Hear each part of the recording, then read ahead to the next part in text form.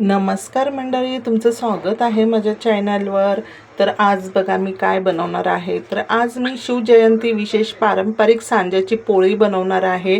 आणि आता आहे ना बघा, इथे मस्त एक वाटी रवा घेतलाय, तो छान तुपात भाजला आणि सेम त्याच एक वाटीने मी गूळ घेतला आणि त्याला 1.5 वाटी असं मी पाणी घातलंय आणि गूळ इथे छान असा वितळून घ्यायचा आहे आपल्याला, कारण ही सांज्याची पोळी आहे ना आपला हा म्हणजे पारंपरिक मेनू आहे।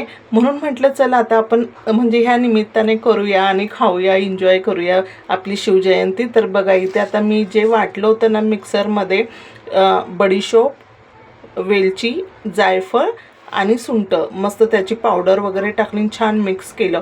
आता मिक्स केल्यानंतर ना मस्त गुळाचं पाणी टाकून छान मिक्स करायचं आणि 4 ते 5 तास याला मुरत ठेवायचं।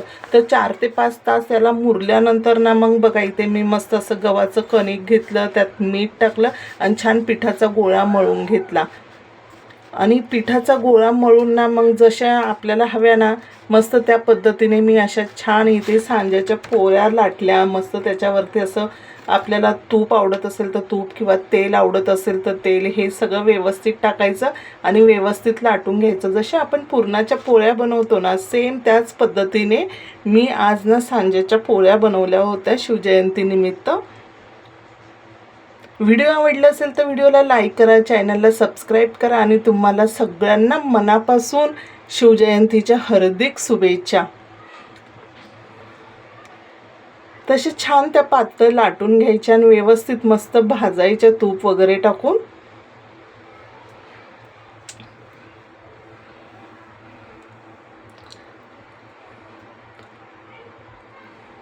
आणि ह्या खायला सुद्धा खूप छान आणि टेस्टी लागतात।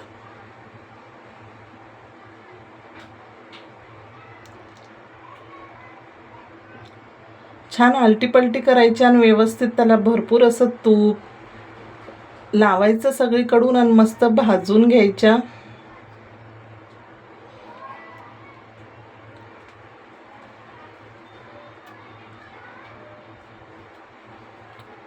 मग ही सांज्याची पोळी तुम्ही दुधासोबत खाऊ शकता, तुपासोबत खाऊ शकतात। तर अशा पद्धतीने ना मग मी सगळ्या पोळ्या लाटून घेतल्या आणि सगळ्यांनी म्हणजे माझ्या आजूबाजूला ज्या माझ्या मैत्रिणी आहेत त्यांना पण मी दिल्या आणि सगळ्यांनी ह्या एन्जॉय केल्या। तर बघा एकदम सॉफ्ट आणि नरम झाल्या होत्या। तुम्ही करून बघा आणि किती छान होतात हे मला कमेंट्समध्ये सांगा। बाय।